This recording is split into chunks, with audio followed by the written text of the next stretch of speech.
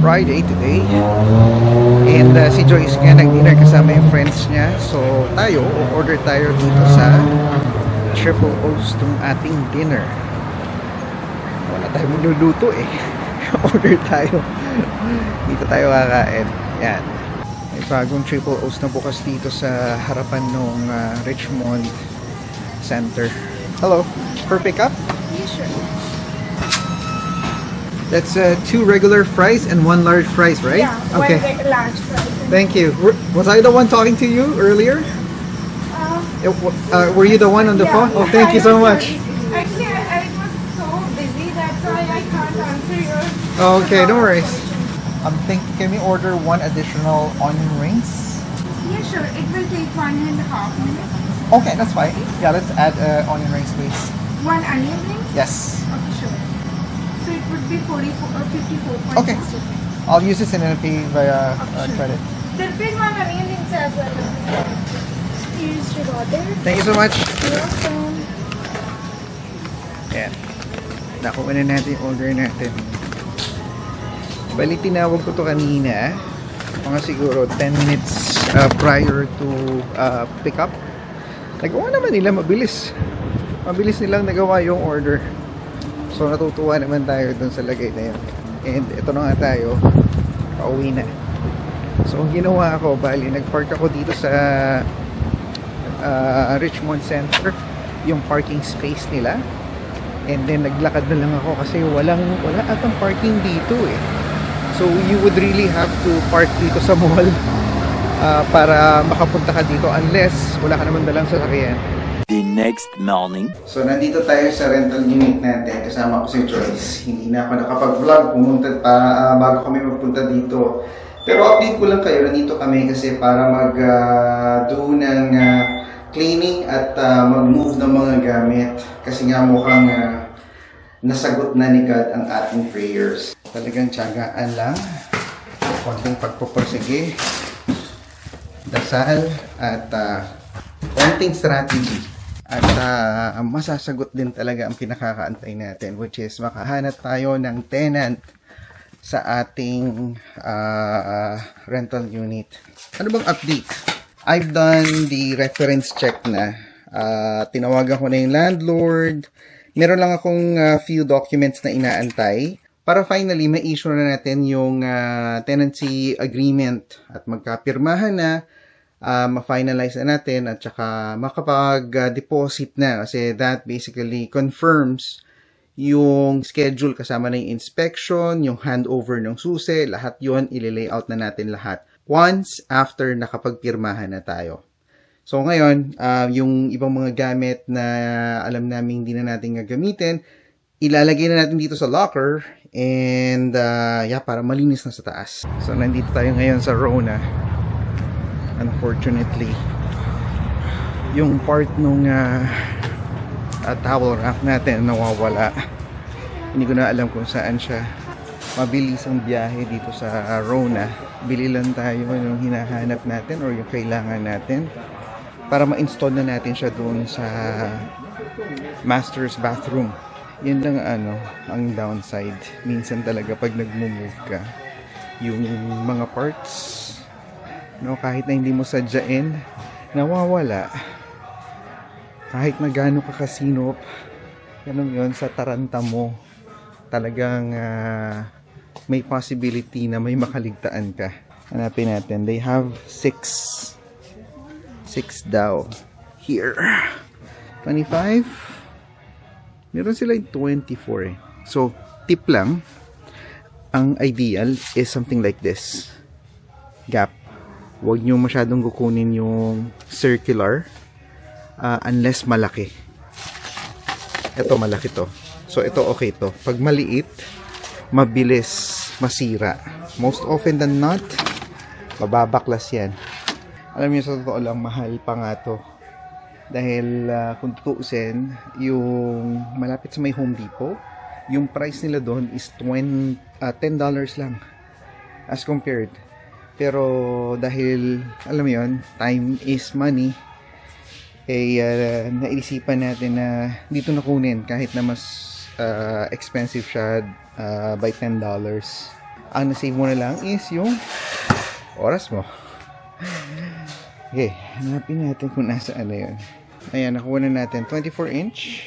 Ito yung sinasabi ko, yung spacing niya sa likod, pag in-screw mo siya sa wall, mas kapit at saka mas less yung possibility na ma-rip yung parang pinaka drywall mo. So what I will do is I will compare it doon sa color black.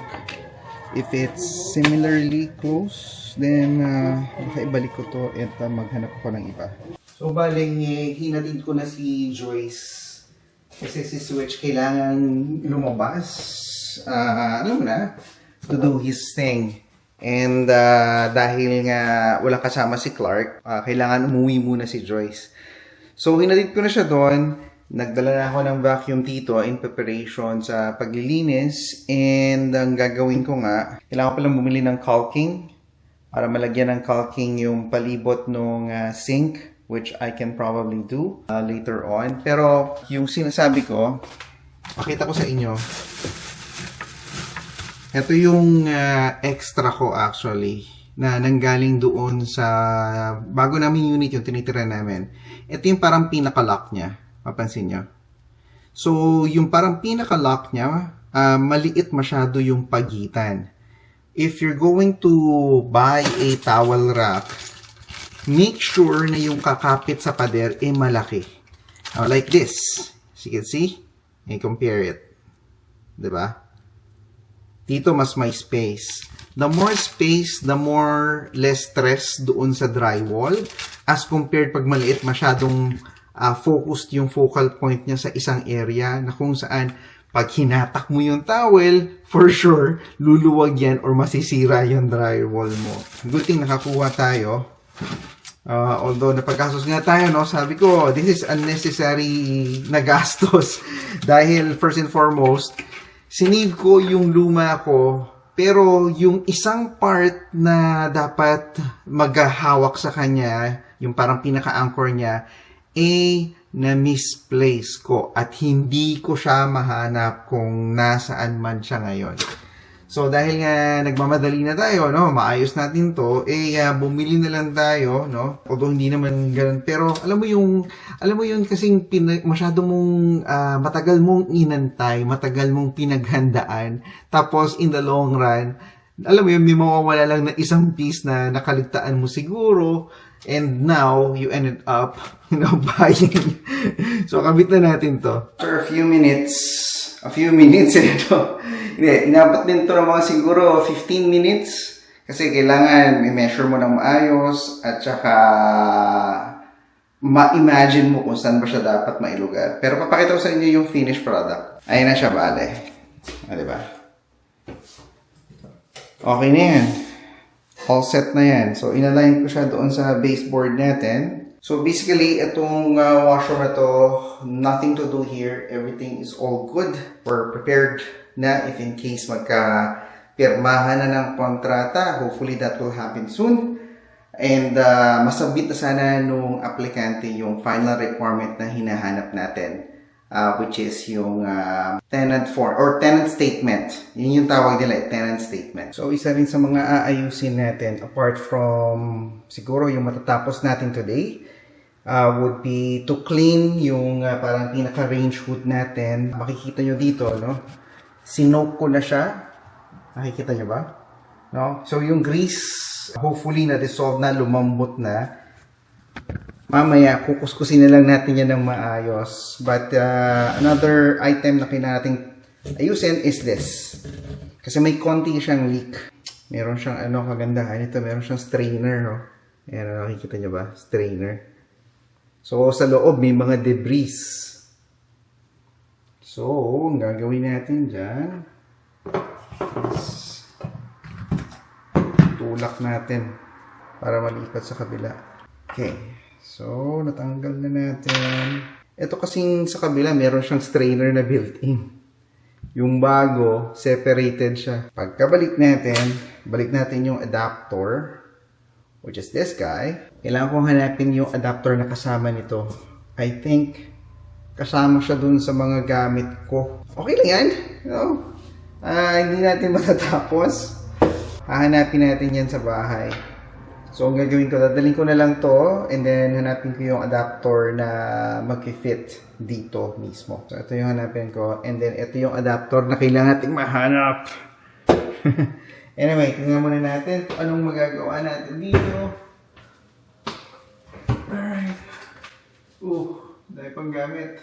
So, we're gonna move on to the next, which is linisin natin yung grill nung ating exhaust fan. Kuha muna tayo ng gloves para makuskus natin siya ng maayos. Ito nyo yung grease na yan, no? At least ngayon, konting kuskus na lang, natatanggal na siya. Okay guys, we finished what we can.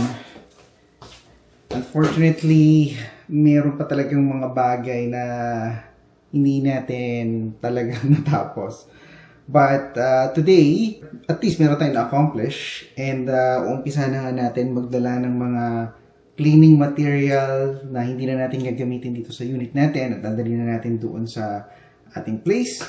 And then babalik tayo tomorrow dito to do another run of cleaning in preparation dun sa pag-sign natin ng kontrata with the tenant. Patayin tayo ng mga ilaw.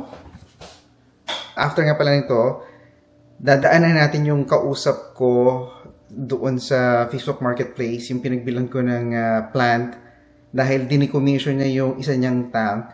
Sabi niya, i-sell niya daw sa akin lahat ng mga plants na nandun sa loob ng tank for cheaps. Normally, pag yung actually na binili ko dati sa store, siguro, kasi, kano ba yun? I think I purchased around $15, no? Ito $10 lang. I have siguro mga 5 bags of plants. So, samahan nyo ako, no? Pick upin natin yung plant na binili natin. Sunday. And kakatapos lang namin mag-lunch sa Gami Sushi. And nandito kami sa Ironwood to have some dessert. Ito, kabubukas lang ng Baskin and Robbins. And so, we're here to try it out. Look, the McDonald's. Buwan natin. City of mine. How I love the city of mine. It never gets me down. City of mine.